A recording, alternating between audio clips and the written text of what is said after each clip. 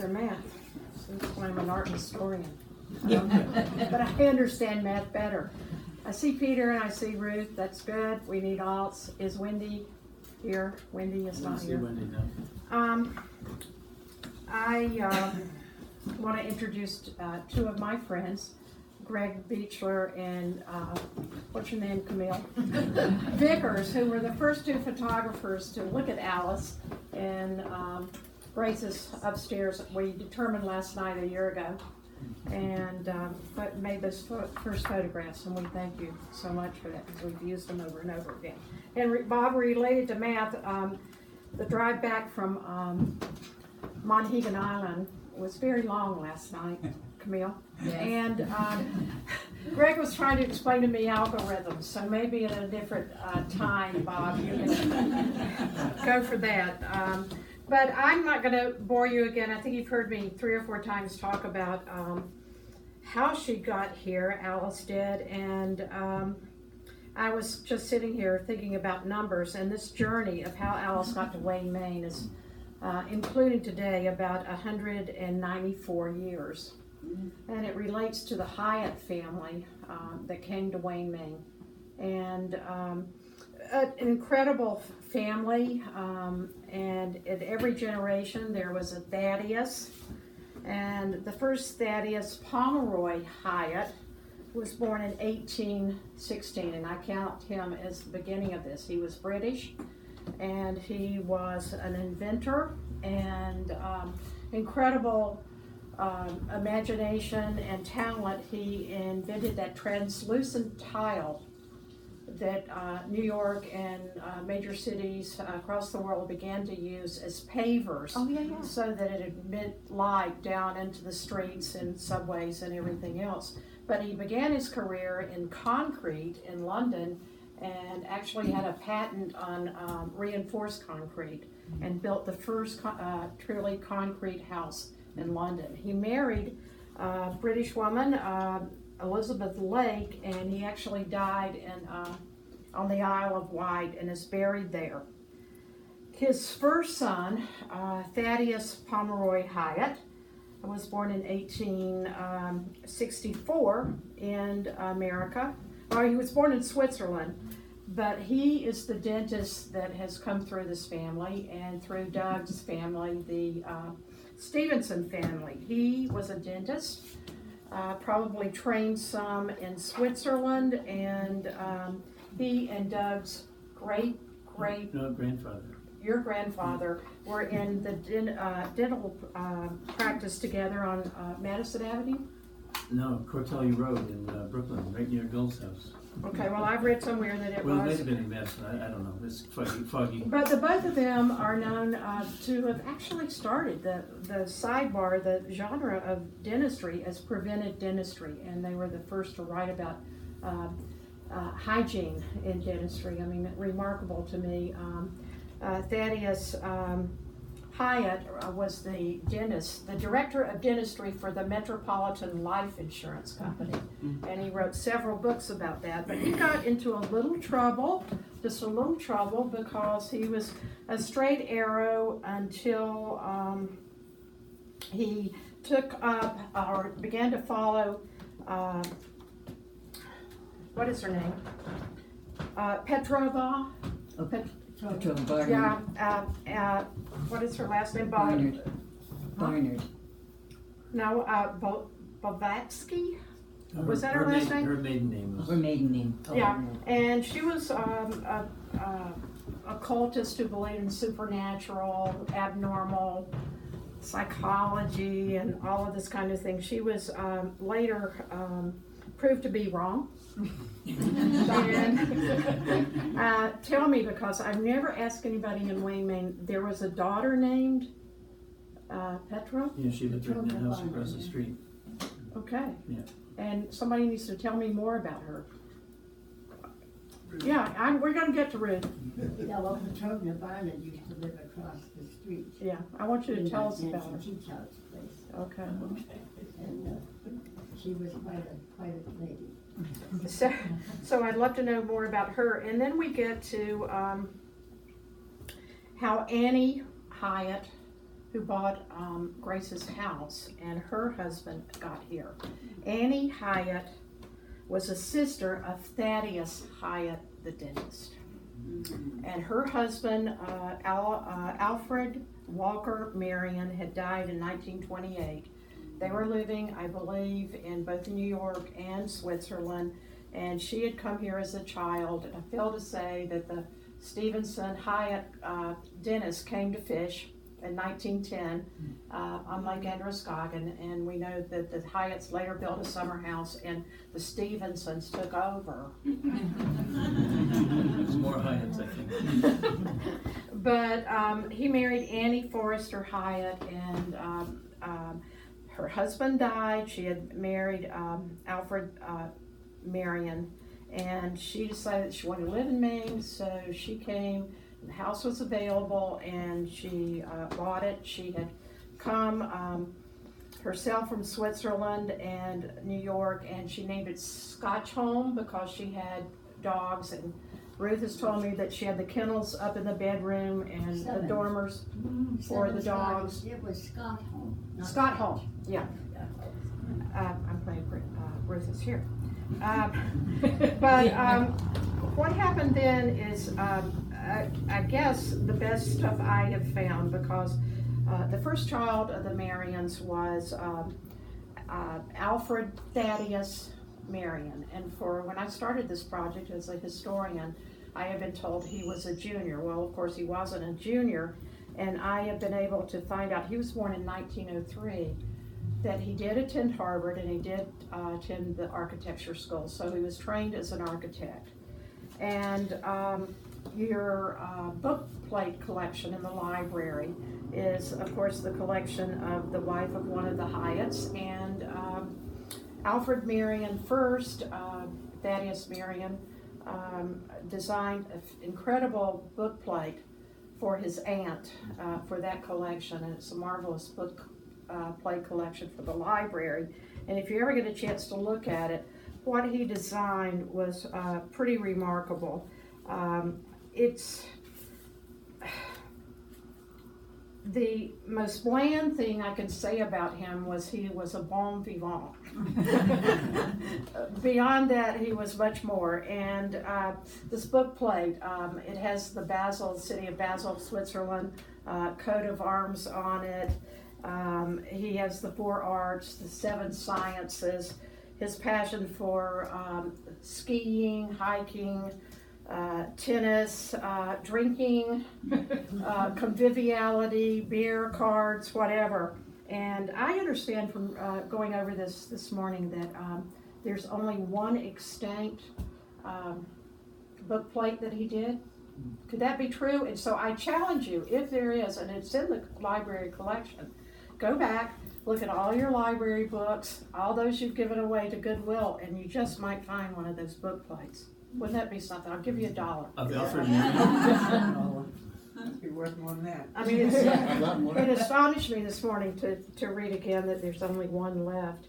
And then he did everything at Alice's. It was at Grace's. I always interchange those. An 1830 farmhouse just up the road, and he embellished it, being an architect, with neo-colonial features and so on and so forth, and planned a massive garden in the back and a 2-wing addition, and the gardens were spectacular. He never really finished that, but what happened, and this is totally my assumption, is that he painted it in 1932 because he had graduated from Harvard, and we know what was happening in 1932. There were no jobs, and he said as much in his 25th year Harvard yearbook. And he couldn't find a job, and it was the Depression, and so he took off to Europe.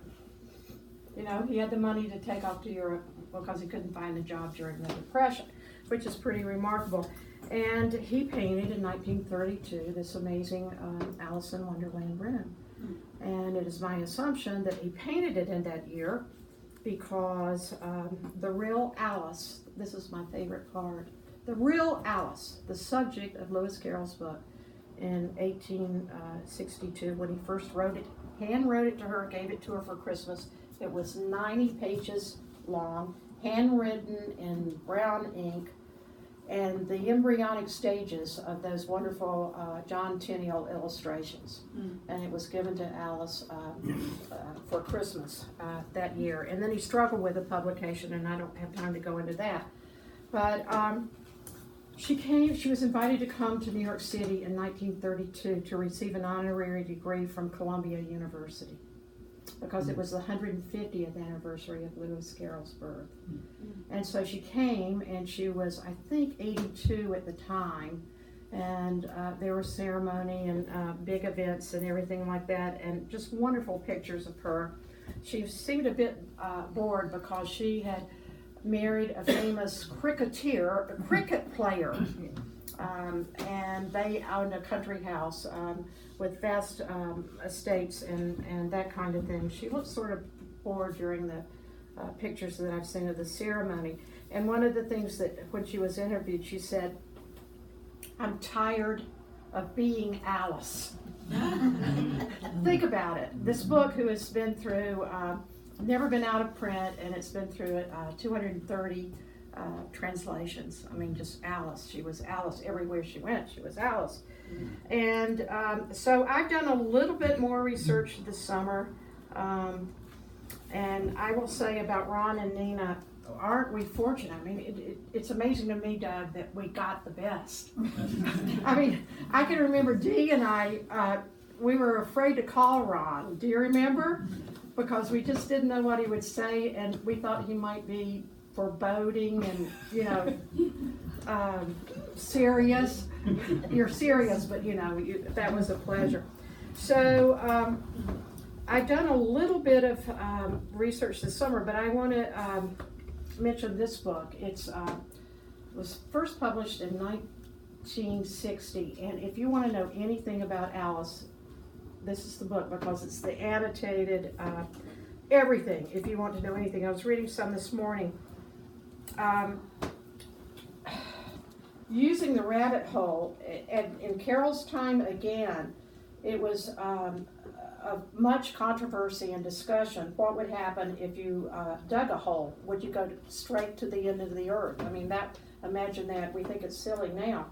But I found this because athletes on television and kids.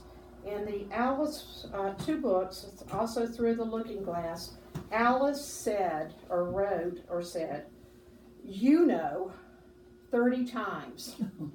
You know how athletes will say, "Well, you know, on television." It drives me crazy, yes, Joyce.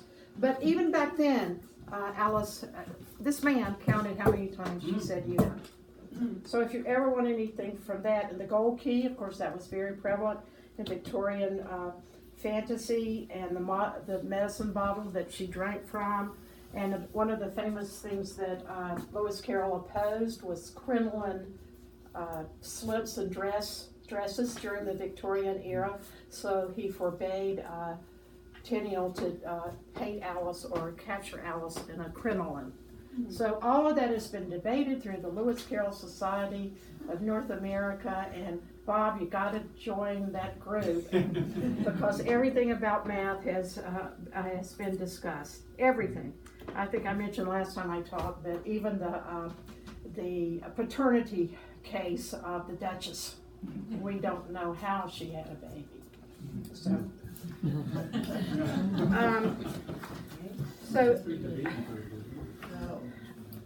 The person I didn't mention that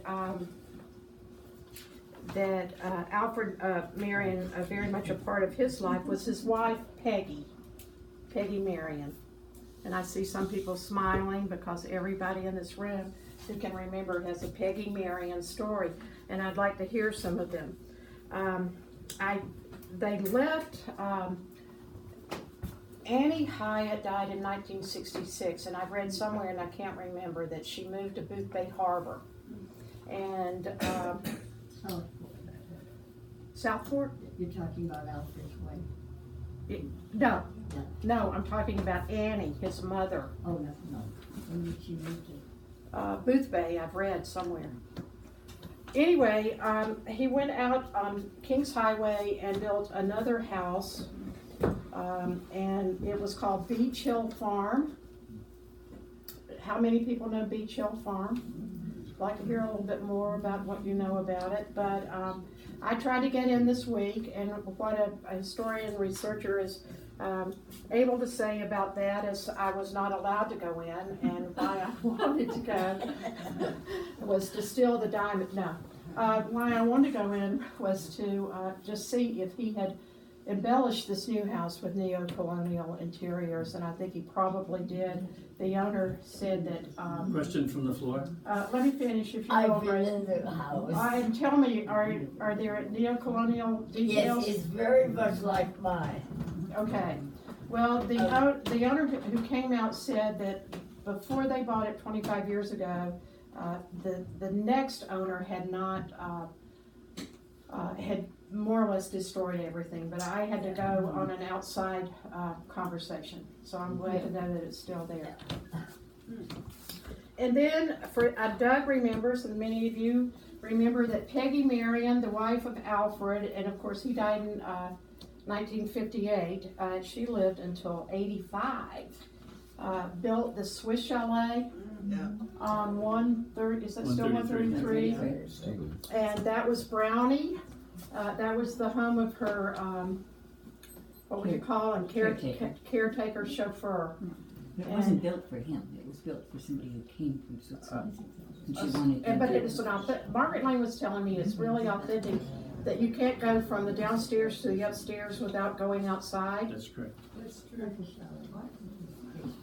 So take a look at that when you're driving by to get your redemptive lobsters. It's right up on the hill.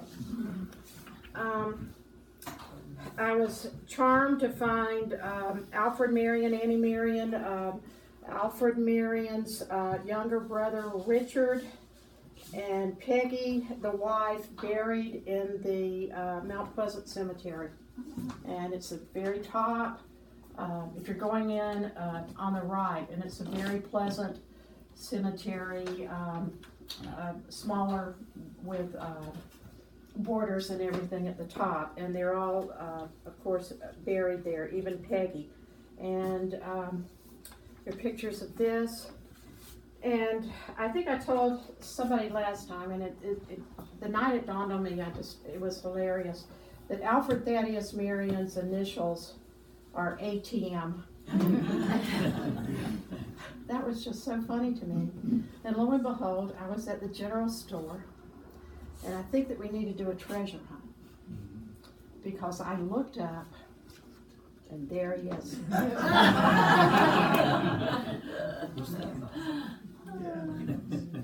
So,